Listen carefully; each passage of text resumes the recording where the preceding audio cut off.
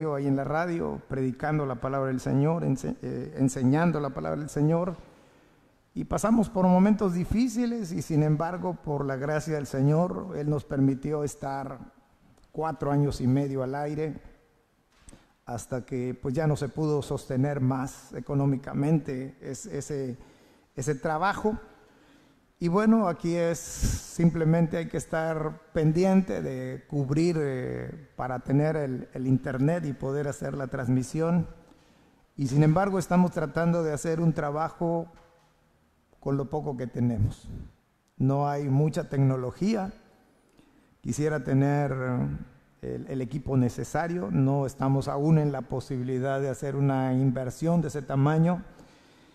Pero yo les ruego, hermanos, que oren para que aún con lo que tengamos, pues funcione lo mejor que sea posible las transmisiones, y que otras personas en otros lados, otros hermanos, pues puedan también ser edificados con la predicación de la palabra del Señor. Entonces, pues hay una laguna ahí en Facebook, ya hay una laguna porque hace falta ese mensaje de hace 8 días. Pero yo tengo planeado, si el Señor me lo permite, venir un día, no esta semana que estamos empezando, la siguiente que viene, y sirve como anuncio para los hermanos que nos siguen en internet. Quiero grabar esa predicación de hace 8 días para que ahí quede y no quede ese espacio. Entonces, pues ya me pondré de acuerdo con alguno de los hermanos para que me vengan a auxiliar un día y se pueda exponer nuevamente ese mensaje. Hoy vamos a abrir nuestras Biblias en Hechos, capítulo 11, y nos vamos a ocupar de los últimos 4 versículos, versículos 27, 28, 29 y 30. Y esta mañana, hermanos, yo siempre estoy tratando de estar alerta a lo que Dios va haciendo a lo largo de las reuniones, a lo largo de los cultos. Y estábamos en el preludio, yo le estaba diciendo, Señor, gracias por el mensaje que hoy se va a exponer. Luego ponen ahora al hermano David y dice, seguramente el hermano tuvo mucha lucha. Digo, ¿a qué horas me espió el hermano David? Pero me pasé lunes, martes y miércoles con una lucha increíble por no saber qué hacer este domingo. Le dije, Señor, ¿qué voy a predicar de esos últimos 4 versículos? No hay nada que predicar de esos 4 versículos. Y leía y releía y releía. Y digo, creo que me voy a brincar al capítulo 12. Pero de repente, el jueves, el Señor encendió la luz. Y hoy, hermanos, le ruego al Señor que si esto es conforme a su voluntad, porque esas son las desventajas cuando uno predica así, como vengo predicando, que cuando un pasaje no se predica, los hermanos dicen, bueno, ¿y ahora qué pasó aquí? Ya el pastor no encontró de qué predicar y mejor lo evitó y se brincó. Hoy, hermanos, vamos a meditar en estos versículos de la palabra del Señor, y el mensaje se llama una ofrenda para los santos. El Señor me ha permitido, hermanos, estar aquí como pastor 18 años y algunos meses. Y en 18 años y sus meses he predicado acerca de la ofrenda. Yo creo que esta va a ser la 4ª ocasión que voy a predicar de la ofrenda. En 18 años y meses. Así que ahí saquen ustedes el promedio, cuántas veces he predicado a lo largo de todo este tiempo.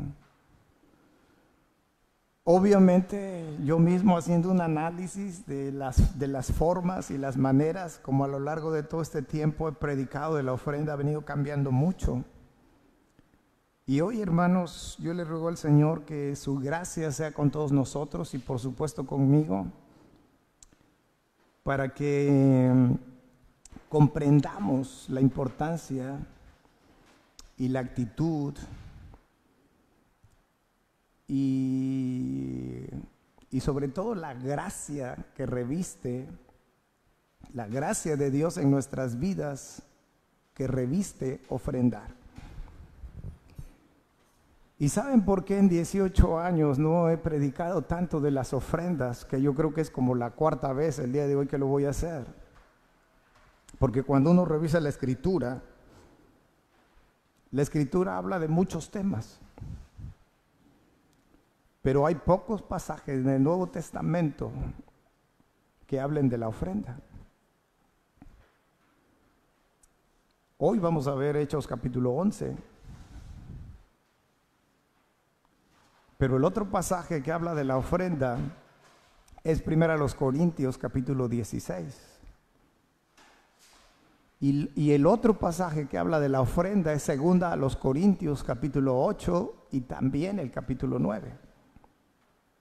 O sea que básicamente estamos hablando de 3 pasajes que hablan acerca de la ofrenda. Entonces, las Escrituras nos enseñan que no hay necesidad casi ni de predicar ni de enseñar acerca de la ofrenda. Hay muchas ideas distorsionadas aún entre muchos creyentes acerca de la ofrenda, acerca del diezmo, y hay mucho que enseñar al respecto, créanme, mucho que enseñar. El no creyente nos juzga a los pastores, nos juzga de vividores, nos juzga de que explotamos a los creyentes, que les damos su lavada de cerebro y que hay una manipulación para casi me hacen sentir como un asaltante y que somos unos flojos y que vivimos de ustedes. Pero yo me atrevo a decir algo, hermanos, y lo hablo desde el punto de vista bíblico y trataré de ser muy cuidadoso esta mañana de lo que les voy a compartir. Pero lo que podemos observar en la Escritura, bueno, por un lado, ni Hechos capítulo 11, apréndanse esto, ni Hechos capítulo 11, ni 1 Corintios capítulo 16, ni 2 Corintios capítulo 8 y 9 hablan de las ofrendas regulares. Ninguno de esos 3 pasajes hablan de lo que acabamos de hacer ahorita como iglesia, recoger una ofrenda. ¿Y esa ofrenda para quién es? Es para las necesidades de la iglesia local. Entonces, si esos 3 pasajes hablan de un tipo de ofrenda que no es una ofrenda regular para el sostenimiento de la iglesia local, ¿en qué pasaje habla el Señor de una ofrenda para el sostenimiento de la iglesia local? En ninguno. Y uno se pregunta, ¿y por qué no hay una instrucción directa y específica para el sostenimiento de la iglesia? Ahora, hermanos, vamos a tratar esta tarde de llegar a esa conclusión, de llegar a ese aprendizaje. Pero lo que sí puedo decirles es que a pesar de que en la Escritura no encontramos una enseñanza específica que hable de ofrenda y mucho menos de diezmo, una iglesia que ha sido bien enseñada no tiene excusa para no ofrendar. Un creyente con un poco de madurez no busca tampoco excusas para no ofrendar. Un creyente, escuche bien, que reconoce que la provisión que tiene viene de Dios, no busca excusas. Un creyente que sabe que Dios es soberano no tiene excusas. Un creyente que tiene algo de fe no las busca. Hay infinidad de pasajes que nos hablan de quién hace la provisión para nosotros. Uno de los pasajes quizás más populares lo encontramos en Santiago y ni siquiera lo vamos a buscar. Pero la Escritura nos dice que toda buena dádiva y todo don perfecto, ¿de dónde desciende? de lo alto. Significa que toda provisión que llega a mi vida y a la vida de mi familia es una provisión que viene de Dios. Él en su sabiduría y Él como dueño de todo lo que existe, y como dice Ageo que Él es el dueño del oro y la plata, Él hace una provisión especial para mi familia para poder cubrir con cada necesidad que hay en mi hogar. Y no solamente me permite cubrir con la necesidad, sino también con ciertos deseos que a veces nosotros tenemos y que no son propiamente necesidades. Él hace una provisión. Entonces, si yo estoy consciente que de Dios viene todo eso, lo menos que yo puedo hacer de manera voluntaria, porque además lo que hoy vamos a recordar, hermanos, es que el Señor en su palabra nos deja a nosotros como iglesia un principio a través del libro de Levítico.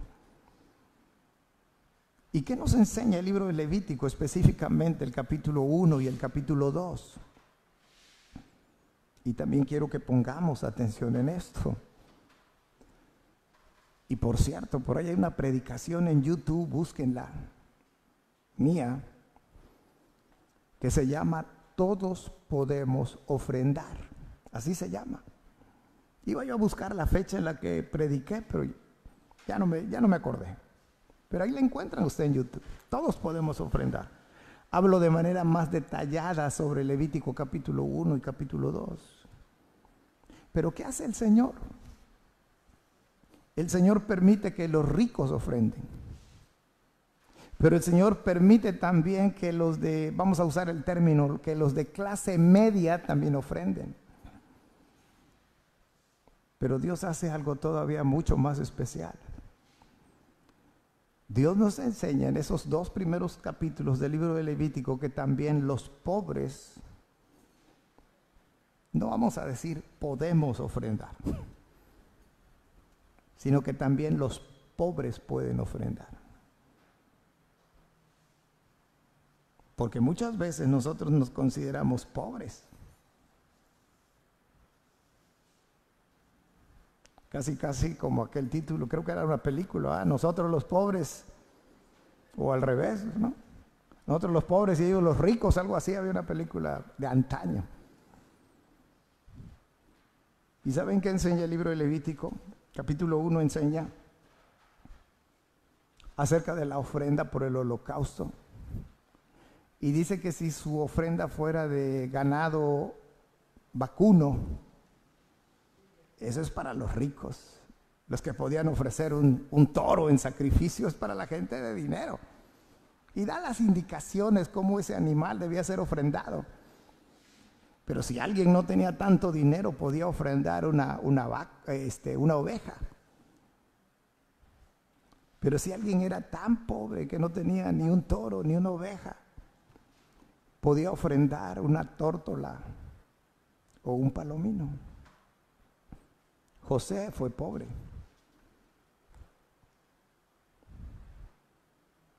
El que se creía que era padre de Jesús. Él era pobre. ¿Qué ofrendó cuando fueron al templo? Aves. Y el capítulo 2 del libro de Levítico nos habla acerca de una ofrenda que es a base de vegetales, que es una ofrenda a base de semillas. Y esa ofrenda nos dice que el rico puede ofrendar esa ofrenda, que eran unas tortas cocidas de harina con aceite. Nos dice que esa ofrenda la podía preparar en horno. El rico, un horno en casa y poder hornear esas tortas ahí, cocinarlas ahí. Pero si no tenía tantas posibilidades como para tener el lujo de tener un horno en casa, lo podía hacer en cazuela. Y si no, en sartén. El pobre en sartén. Entonces, ¿qué aprendemos en el capítulo 1 y capítulo 2 del libro de Levítico? Un principio. Porque no es una ley, no es una obligación. Usted no se sienta obligado. Porque claramente La carta a los Romanos nos enseña que cuando algo es por deuda, entonces deja ser de gracia. ¿Cuántas veces nosotros no hemos comprendido y hemos analizado juntos que nosotros vivimos en la era de la iglesia, o sea, en la era de la gracia, donde Dios no está en deuda con nosotros? Dios nos da por su misericordia, por su gracia, por su benevolencia. Dios nos da a nosotros. Y nosotros no tenemos que hacerlo por una ley. Porque si nosotros, dice el libro de los Hechos, hemos recibido por gracia, entonces ¿cómo debemos dar, hermanos? Por gracia. Ni tampoco hay en esta iglesia un pastor que saque una lista, que imprima una lista de los que no ofrendan y la pegue en la entrada de la iglesia, como hay muchos. Y ahí quema a los hermanos que no ofrendan. Y esas cosas pasan, aunque usted no lo crea.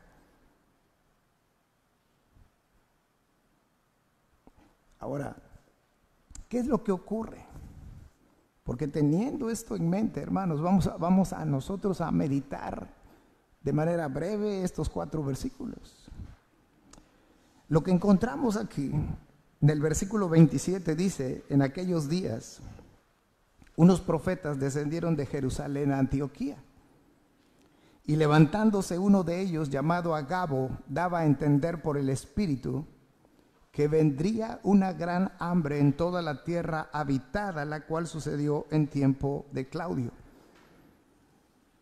Ahora, en primer lugar, hermanos, lo que quiero decirles aquí es que este profeta de nombre Agabo también es mencionado por el apóstol Pablo en el capítulo 21 del libro de los Hechos. Y es interesante. Si Dios nos permite seguir haciendo este recorrido, en algún momento llegaremos allá. Pero tan solo ahora quiero que vean, hermanos, cómo no hay una aparición única del profeta Agabo transmitiendo un mensaje de parte de Dios. Porque en el capítulo 11 lo vemos diciendo, profetizando, anunciando que vendría una gran hambre sobre la tierra. Y dice una gran hambre sobre la tierra habitada, pero específicamente el pasaje que hoy vamos a analizar se centra en la iglesia con los hermanos en Jerusalén. Pero en el capítulo 21 del libro de los Hechos, versículo número 10 dice: y permaneciendo nosotros allí algunos días, descendió de Judea un profeta llamado Agabo, quien viniendo a vernos, tomó el cinto de Pablo y atándose los pies y las manos dijo: esto dice el Espíritu Santo, así atarán los judíos en Jerusalén al varón de quien es este cinto y le entregarán en manos de los gentiles. Al oír esto le rogamos nosotros y los de aquel lugar que no subiese a Jerusalén, etcétera. Pero es la segunda vez que en el libro de los Hechos aparece este profeta Agabo. Y lo que podemos ver, hermanos, en primer lugar, y no quiero dejar de mencionarlo para que, digo yo conozco a la mayoría de ustedes un poquito más. Y yo sé que no fácilmente podremos ser engañados. Pero quiero que una vez más todos estemos conscientes que vivimos tiempos peligrosos espiritualmente hablando. Y que a la vuelta de la esquina es tan fácil encontrarnos con cualquier fascinador. Y hay gente atrevida, hay gente contumaz, que hablan en el nombre de Dios y se atreven a decir tal o cual cosa. Casualmente esta semana me topaba con la historia de un hombre, un pastor, no diré su nombre, lo ridiculizan y bien ganado se lo tiene. No me da gusto, pero bien ganado se lo tiene, porque él en una de sus locuras que hace, él dice: voy a detener el COVID. Es un americano él. Para darles un poquito más de pista, ya está ahí. Y entonces este hombre hace así un gesto medio dramático en su cara y hace, listo. Él se autonombra pastor y profeta y apóstol y no sé cuántos títulos tiene. Esto lo hizo el año pasado.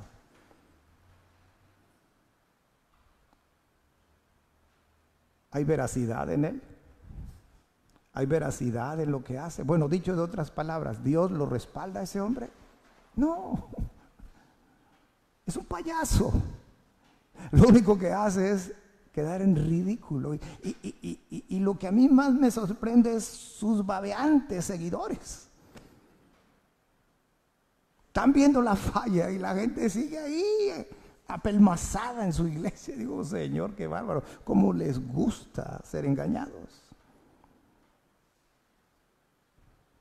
Pero este hombre, Agabo, el libro de los Hechos, en las 2 ocasiones que él aparece, hace 2 profecías y las 2 se cumplen. Porque él dice aquí en Hechos 11, capítulo 28, dice que vendría una gran hambre en toda la tierra habitada. Y da un dato específico, dice, la cual sucedió en tiempo de Claudio. Ahora, ¿qué creen, hermanos? Como soy un curioso, me di a la tarea de leer un poco de la historia. No tuve mucho tiempo porque la leí el viernes apenas y ayer un poco más. Pero la historia universal habla de esta gran hambre que hubo en tiempo de Claudio y les voy a decir el año en el cual está registrada. En el año 47. Obviamente estamos hablando del después de Cristo, en el primer siglo. O sea, aquella profecía de Agabo se cumplió. ¿Por qué? Porque era un verdadero profeta de Dios. La profecía donde fuimos al capítulo 21 del libro de los Hechos también se cumplió. Sabemos del martirio y la muerte del apóstol Pablo y sabemos de su cárcel y sabemos todo. También se cumplió porque realmente era un profeta de Dios.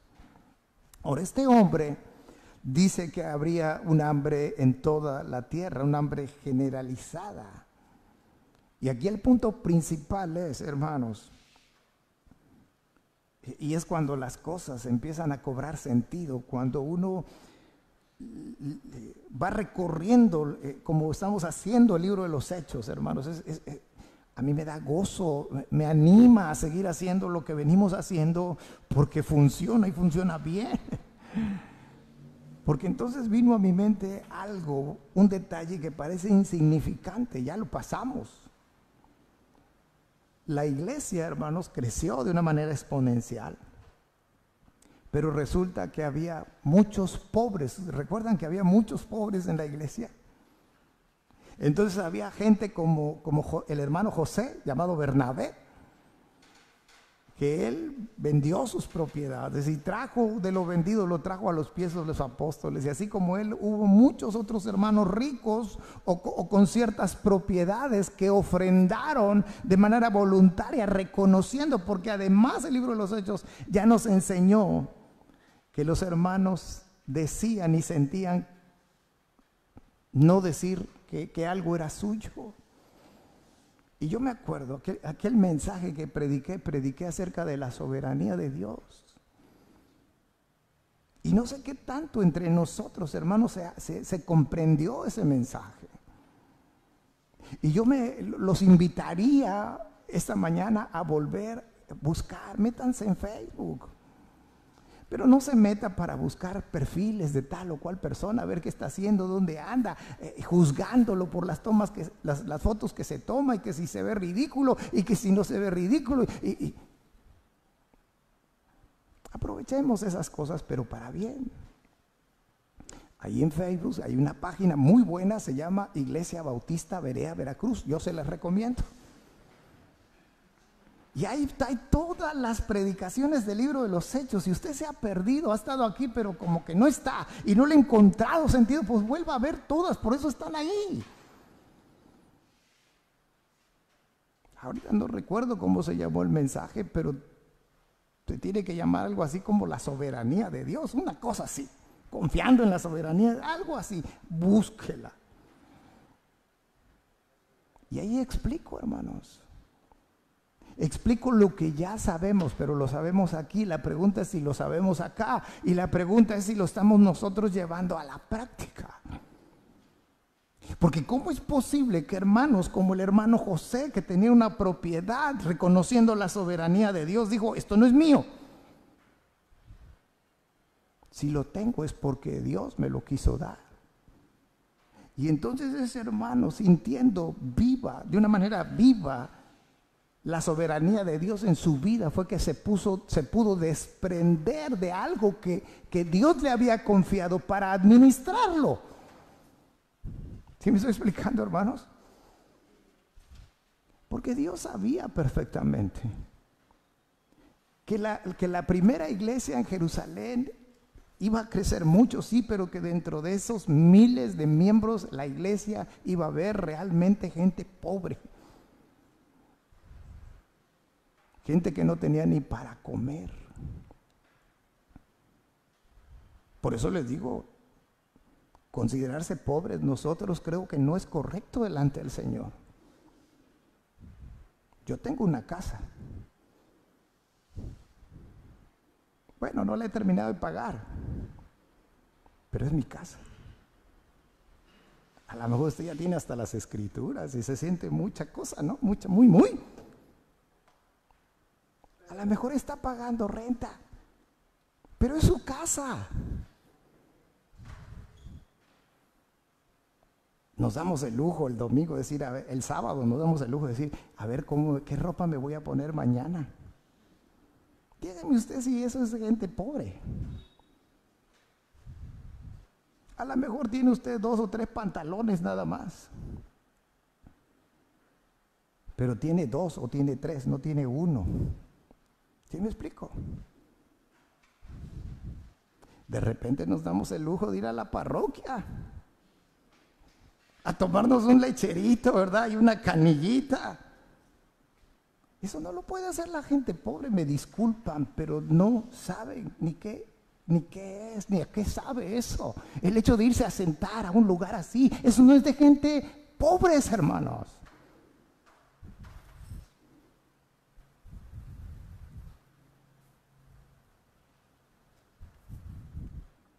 Aquí vemos en la escritura, dice el verso 29, que entonces los discípulos, fíjense, cada uno, o sea, no hubo alguien pues que dijera, yo quisiera, pero no puedo.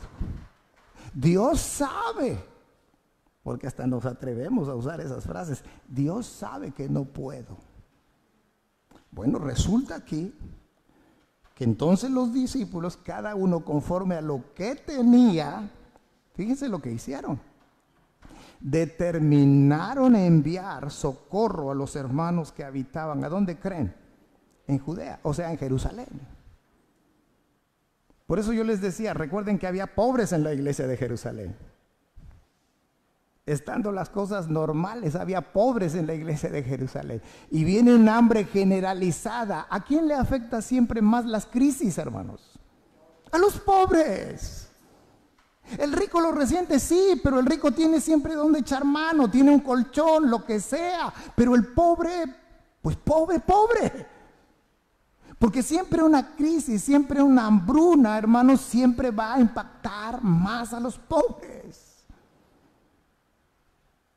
Entonces los discípulos, los hermanos de Antioquía en este caso, porque acuérdense que Agabo llega a Antioquía, los hermanos de Antioquía que versículos antes ellos habían sido llamados cristianos por primera vez.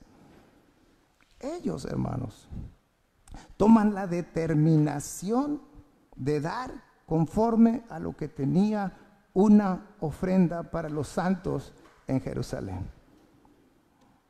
Ahora, esta misma crisis, esta misma hambruna, esta misma necesidad de los hermanos en Jerusalén, no solamente impactó de una manera positiva a los hermanos de la iglesia en Antioquía, ¿Se acuerdan que les mencioné 3 citas? Hechos 11, Primera a los Corintios 16, vamos para allá. Primera a los Corintios 16. Dice en Primera a los Corintios 16, vean lo que Pablo, siendo inspirados por el Espíritu Santo, hace.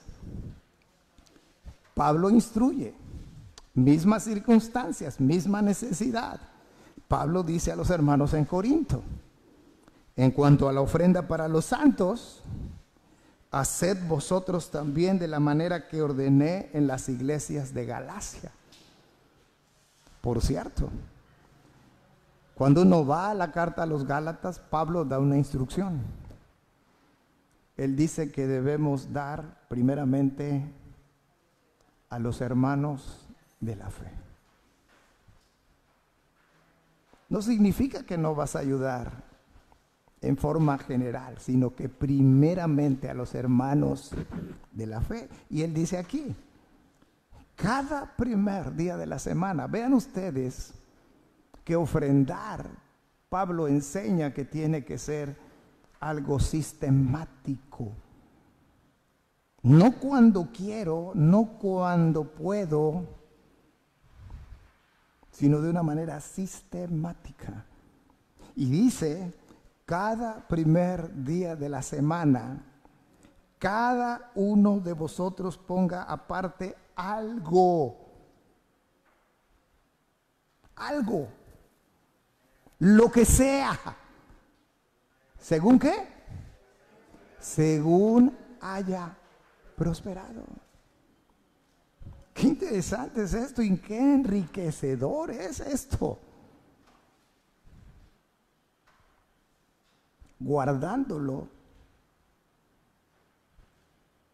para que cuando yo llegue no se recojan entonces ofrendas. ¿Cuántas veces, hermanos, no recogemos una ofrenda que nosotros llamamos ofrenda de amor y son ofrendas que dicen, ay, pues yo no traía mucho, no sabía de la situación, pero ahí están? Es como si yo les dijera, oye, hermanos, tenemos que pagar la luz mañana porque si no nos vamos a quedar sin clima y el hermano Raúl va a estar triste porque ya no tenemos clima. Y todos con él vamos a estar tristes y sudando, ¿eh? La gota gorda. No. Cuando se tiene un modelo sistematizado, hermanos, no hay necesidad de hacer esas cosas. Pero no nada más necesitamos un modelo sistematizado que Dios nos ha dado. Sistematizado en cuanto a la periodicidad. O sea, cada primer día de la semana, cada domingo como lo es hoy, cada uno dé como haya prosperado. Pero además Dios dice que si eres rico, gloria a Dios, puedes dar. Pero si eres, no eres rico, pero estás bien económicamente, puedes dar. Pero si eres pobre, que aquí no hay ningún pobre, insisto, también puedes dar. Quítese esa idea de la cabeza, usted no es pobre. Y estoy hablando materialmente porque me van a salir, sí, somos ricos en Cristo. Sí, eso es verdad. Pero ahorita no estoy hablando de lo espiritual, ahorita estoy hablando de la lana.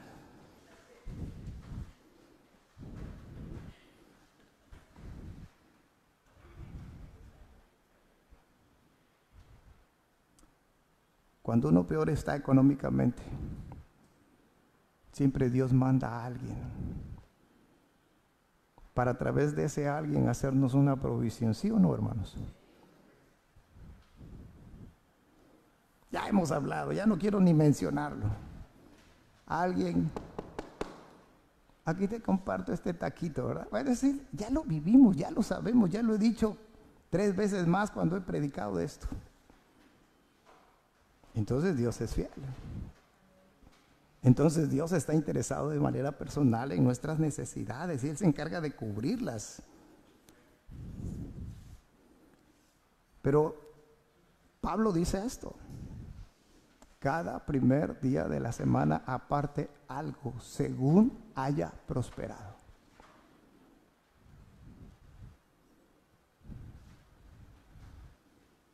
Oiga, si soy tan pobre, tan pobre, tan pobre, y Dios no me deja sin comer. Soy tan pobre y tan pobre, pero tengo donde vivir, no vivo en una situación de calle. Soy tan pobre, que muchos tenemos aire acondicionado para dormir. O ya de perdido un ventilador. Pero ya no tienes que estar con el cartón, ¿verdad?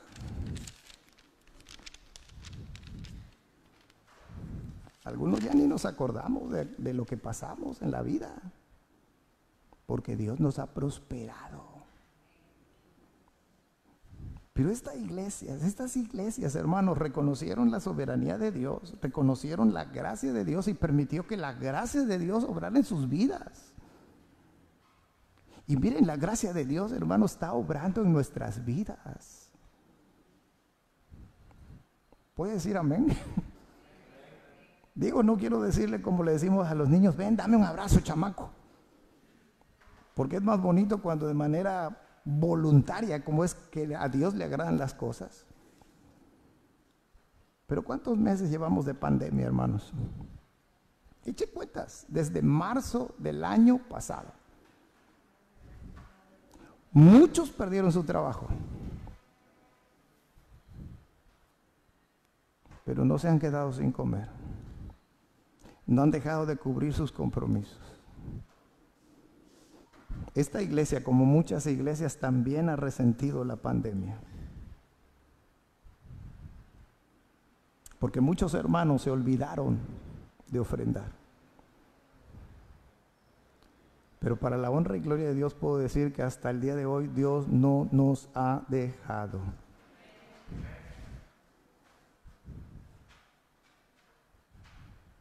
Hay que andar arriando a los demás para que ofrenden. Hay que andarlos presionando, hay que hablarles y decirles, hermanos. No. Porque aquí viene otra cosa que Dios quiere, hermanos, que hoy recordemos. Segunda a los Corintios capítulo 9, versículo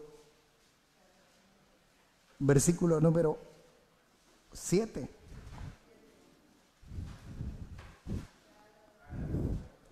Hace años recitábamos ese versículo aquí en la iglesia cuando se recogían las ofrendas, ¿verdad? También no lo sabemos de memoria. Ya ni encontraba el versículo y ustedes me dijeron el 7, hermano. ¿Y qué nos enseña el Señor? Que cada uno dé. Recuerden que el contexto es el mismo, ¿eh? Hay hambre, no tienen que comer los hermanos en Jerusalén, hay que mandar una ofrenda, vamos a llamarle una ofrenda misionera. No es para la iglesia local. Entonces Pablo, invitando a los hermanos también de Corinto, les dice, hermanos, cada uno dé como propuso en su corazón. No con tristeza, ni por necesidad. Y aquí viene el otro punto. Porque Dios, ¿qué cosa, hermanos? Oiga, ¿para qué voy a ser como los mormones? Que cuando usted es miembro de una iglesia, le hace un levantamiento social y le preguntan cuánto gana. Si cobra por semana, si cobra por quincena, si cobra por mes, porque si usted en la semana o el día que cobre, usted no va a la iglesia, ¿saben qué hacen? Le mandan al cobrador a su casa. Es decir, no me interesa por qué no viniste, pero cáite.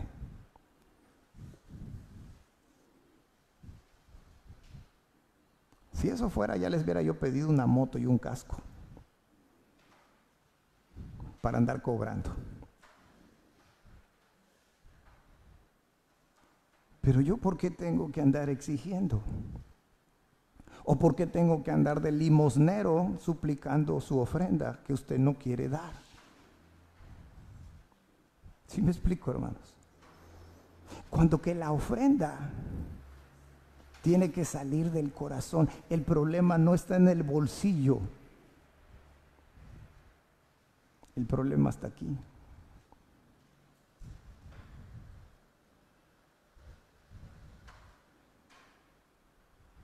Y hasta que no aprendamos la soberanía de Dios, pero la aprendamos en la práctica, y aprendamos que dentro de esa soberanía Dios nos ha hecho administradores. No podremos nosotros dar de manera voluntaria. Porque hay gente dentro del rebaño, y no estoy hablando de esta iglesia, hay gente dentro del rebaño que no solamente puede dar el 10%, puede dar más. Si ustedes se dan cuenta, no he hablado del diezmo, yo estoy hablando de ofrendas. Porque si vamos a ser bíblicos, vamos a ser bíblicos. No estoy hablando de la ofrenda para el sostenimiento de la iglesia local, porque la Biblia nunca habla del sostenimiento de la iglesia local, porque no había necesidad de hacerlo. Los hermanos daban libremente y voluntariamente. Ahora vean otra cosa. Y esto es lo más preocupante para mí, es lo más preocupante. Porque yo les decía que el libro de los Hechos dice que si recibimos de gracia, ¿qué cosa?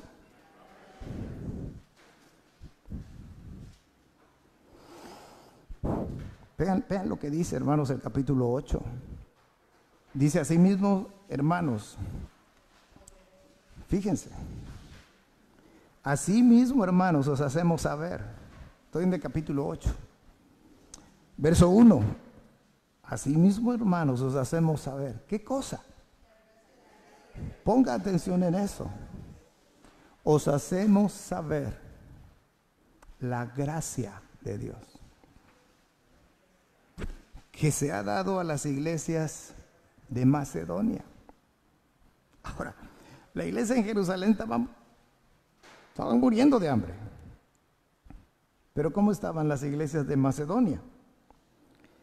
Que en grande prueba de tribulación. Está hablando de las iglesias de Macedonia. No estaban exentas a lo que se estaba viviendo, porque la hambruna era generalizada, pero estaban peor los de Jerusalén. Y dice aquí que en grande prueba de tribulación, la abundancia de su gozo, ¿y qué más, hermanos? Su profunda, no dice, y su pobreza, no, su profunda pobreza. Abundaron en riquezas ¿de qué?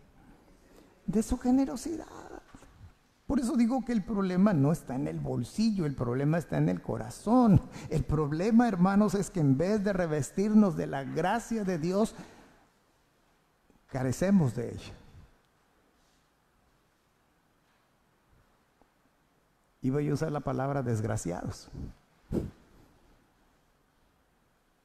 Sí, porque lo contrario de agraciados, ¿cuál es? Desgraciados, o sea, sin gracia. No quiero que alguien se ofenda, por el amor de Dios.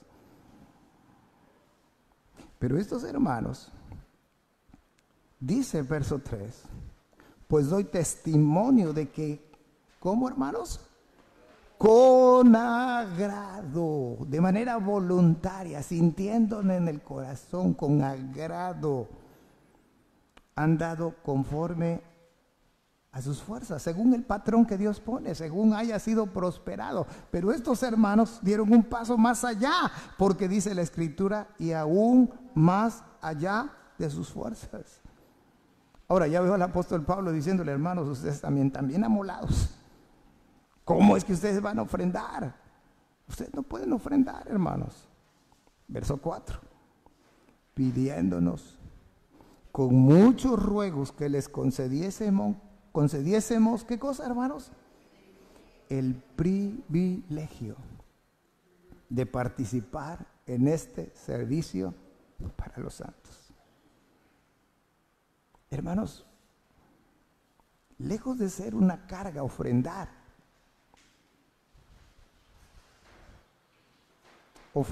es un privilegio. Verso 5. Y no como lo esperábamos. Y aquí está el problema de muchos creyentes. Estoy hablando de creyentes, la Biblia está hablando de creyentes. Dice, sino que a sí mismos se dieron primeramente ¿a quién? Al Señor. Y luego nosotros por la voluntad de Dios. Cuando hay una entrega total, una entrega absoluta al Señor, todo lo demás pierde su color. Pero mientras uno siga amando más el dinero, tus propiedades, más que a Dios, más que a su obra, más que a los hermanos, entonces es una muestra de que usted no ha hecho una entrega completa, absoluta al Señor.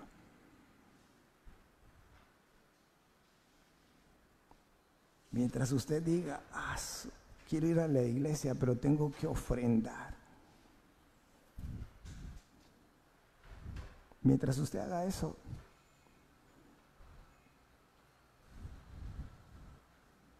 asegurémonos de algo, hermanos.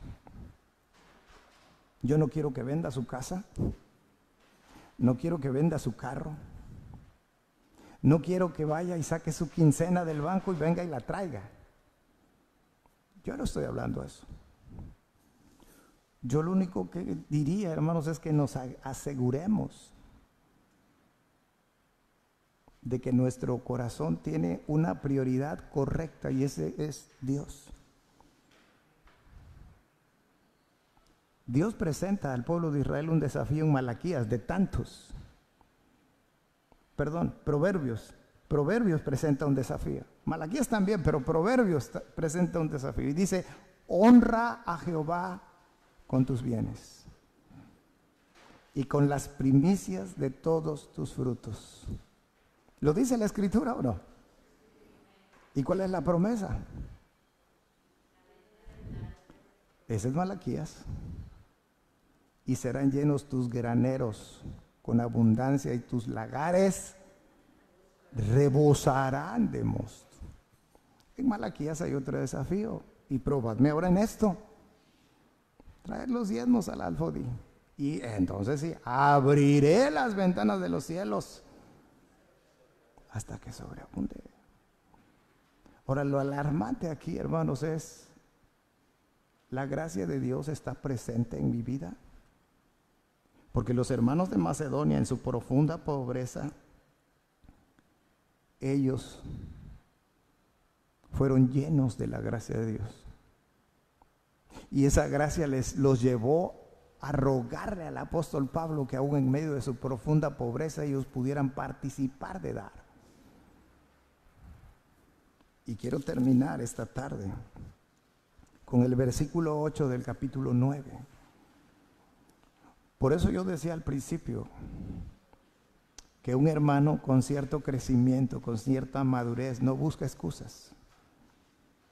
Que un hermano, dije al final, de todas esas frases que dije, al final dije que un hermano con un poco de fe tampoco busca excusas. ¿Y por qué menciono la fe? Por lo que dice el capítulo 9, versículo 8. Y quiero que me escuche. Y poderoso es Dios. ¿Dios es poderoso o no, hermanos? Bueno, dice Pablo, y poderoso es Dios para hacer que abunde en vosotros. ¿Qué creen? Mucho dinero. No. Para que abunde en vosotros toda ¿qué? Toda gracia. Para que abunde en vosotros toda gracia, a fin de que, teniendo siempre, no a veces, siempre, en todas las cosas, todo lo suficiente. ¿Qué cosa, hermanos? Abundéis para toda buena obra. Pablo exhortando a los hermanos de Corinto para hacer una ofrenda de amor, una ofrenda misionera para los hermanos de la iglesia en Jerusalén. No habla, repito, de una ofrenda para la iglesia local. Pero son principios que nosotros podemos aprender para ver cómo debemos ofrendar. ¿Por qué debemos ofrendar? ¿Para qué debemos ofrendar? Y hermanos, si la gracia de Dios está de una manera viva en nuestras vidas y estamos conscientes de la gracia de Dios, los invito a que seamos liberales en nuestra manera de ofrendar. ¿Cómo? según Dios les haya prosperado.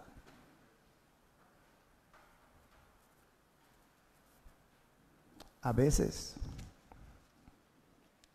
tendré que hacer un gran sacrificio para poder ofrendar.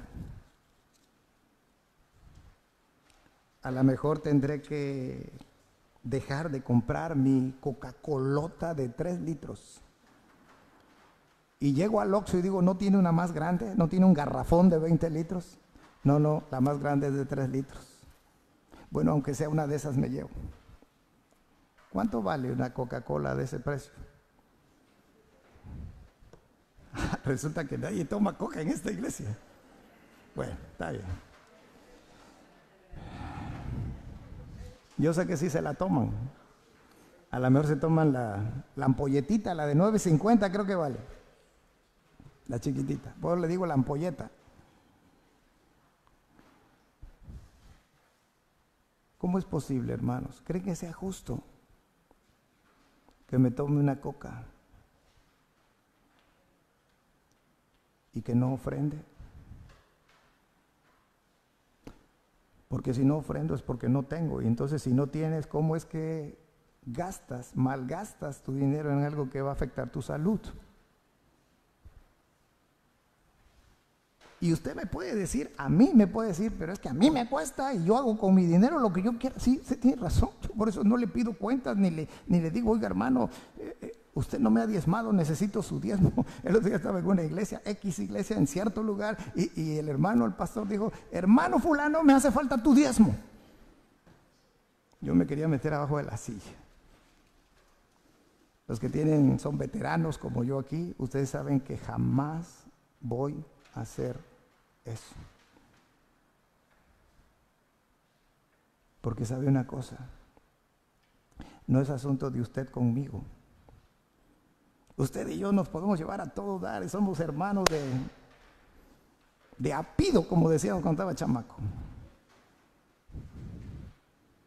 Y yo lo seguiré saludando igual que siempre, ofrende o no ofrende.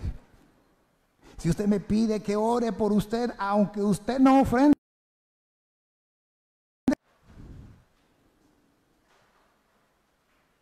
porque no es asunto conmigo.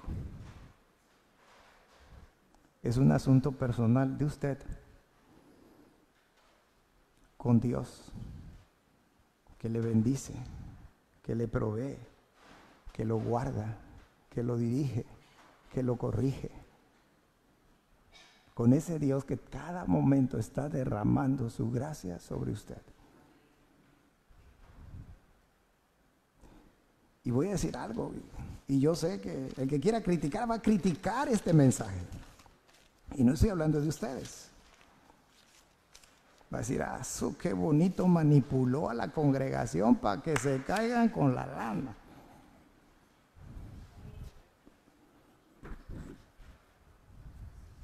Hermanos, cuando uno ofrenda,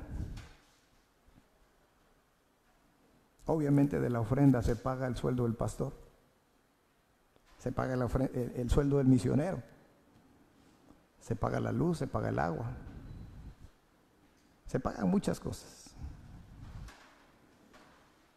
Entonces la obra se beneficia, pero ¿sabe quién se beneficia más?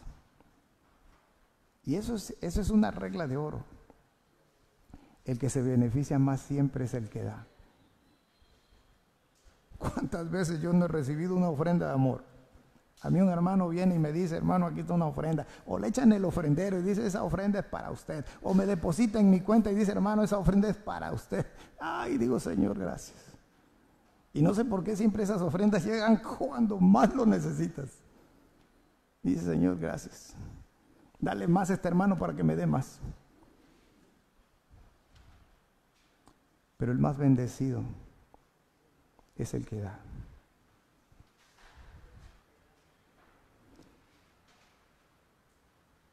Estos hermanos, ya cerré mi Biblia, pero el último verso del capítulo 11, prepararon esa ofrenda y se la entregaron a Bernabé y a Saulo en sus manos, para que ellos llevaran la ofrenda a Jerusalén. Digo, ay Señor, hace poquito Saulo andaba persiguiendo la iglesia, y tu gracia ha hecho que Saulo lo vean con otros ojos los hermanos en Antioquía. Y esa ofrenda, hermanos, llegó íntegra a los hermanos en Jerusalén. Qué maravilloso es Dios, de cómo Él cuida la vida de sus hijos. A los que estaban pobres en Jerusalén, de varias iglesias, les mandaron ofrendas y fueron bendecidos, pero la mayor bendición se derramó en un lugar como Antioquía. Claro, porque si se recuerdan, el título del mensaje de la semana pasada fue Antioquía, Centro Misionero. Y pronto, cuando lleguemos al capítulo 13, nos vamos a dar cuenta de eso. Cómo Dios escogió Antioquía e hizo de Antioquía un centro misionero. Termino diciendo lo siguiente, una ofrenda, una iglesia. Estos son recuerdos de la infancia aquí en la iglesia Berea con aquellos periodiquitos que cada domingo o con cierta frecuencia se hacían. Le tocaron todavía. Y siempre había por temporadas que había una leyenda en el encabezado del periodiquito. Algunas de esas leyendas decía, una iglesia que ora es una iglesia fuerte. Una iglesia unida es una iglesia fuerte. Pero en otros casos decía, una iglesia que ofrenda es una iglesia bendecida.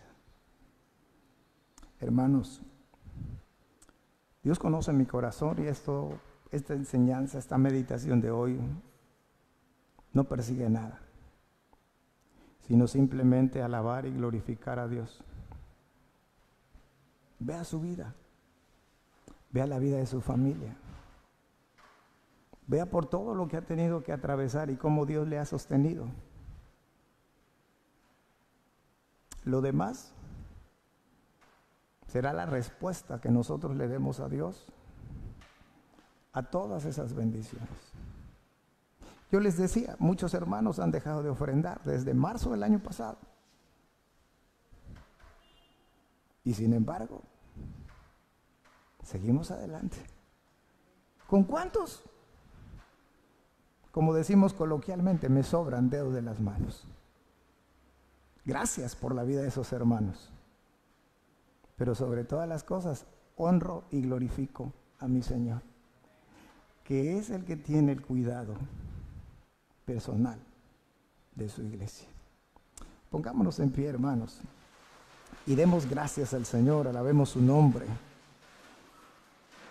y confiamos en Él. Debemos preguntarnos nosotros, yo quisiera seguir hablando y ya los noto cansados, pero ya nos vamos. ¿Tenemos derecho a dudar de Dios, hermanos? ¿Tenemos derecho a cerrarle nuestro corazón a Dios? Yo creo que no.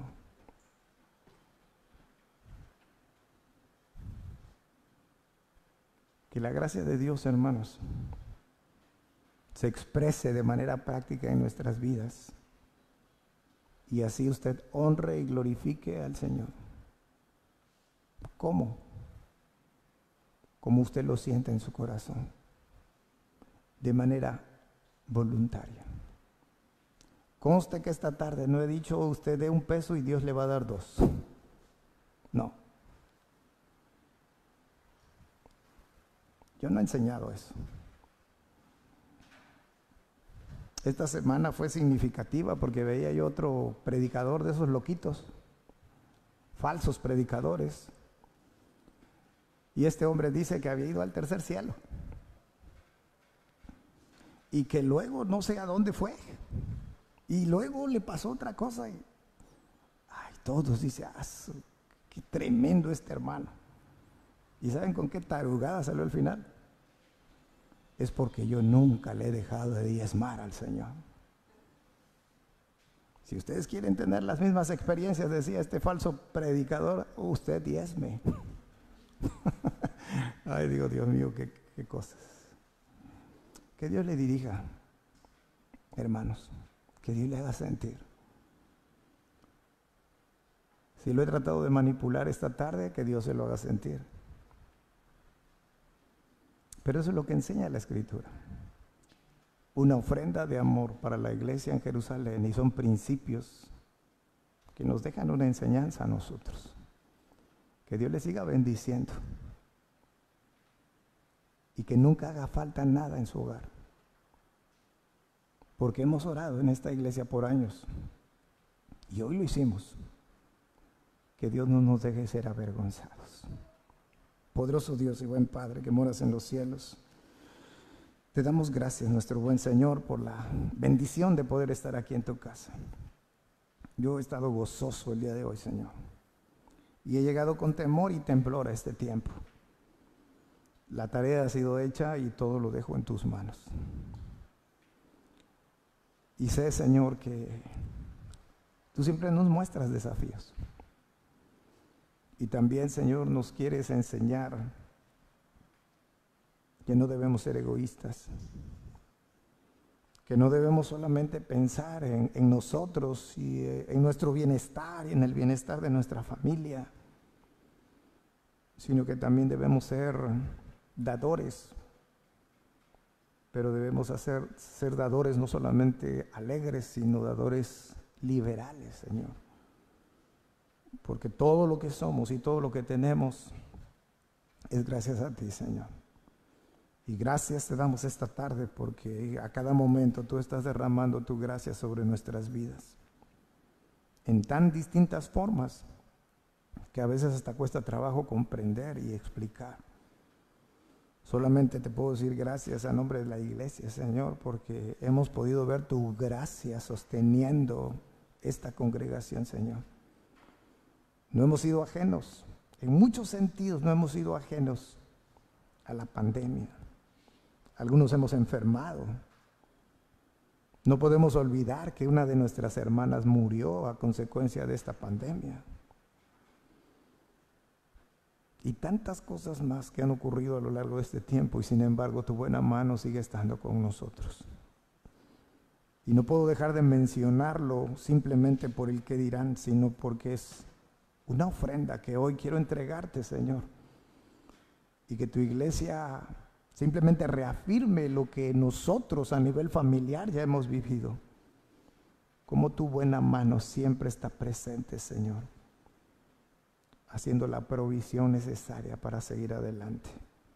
Te bendecimos, Señor, te decimos gracias. Hoy estamos iniciando una nueva semana. Y mañana iniciaremos una nueva semana laboral y en lo escolar para quienes estudian, Señor, y nos entregamos en tus manos. ¿Qué pasará? No lo sabemos, pero lo que sí sabemos es que tú seguirás estando presente en nuestras vidas. Ojalá que esta semana, Señor, de forma especial podamos ser agradables delante de tus ojos. Te bendecimos, te decimos gracias nuevamente y todo lo hemos puesto en tus manos, en el único y poderoso nombre de nuestro Salvador, nuestro Señor Jesucristo. Amén. Hemos concluido, hermanos. No dejemos de orar unos por otros, que el Señor nos siga bendiciendo.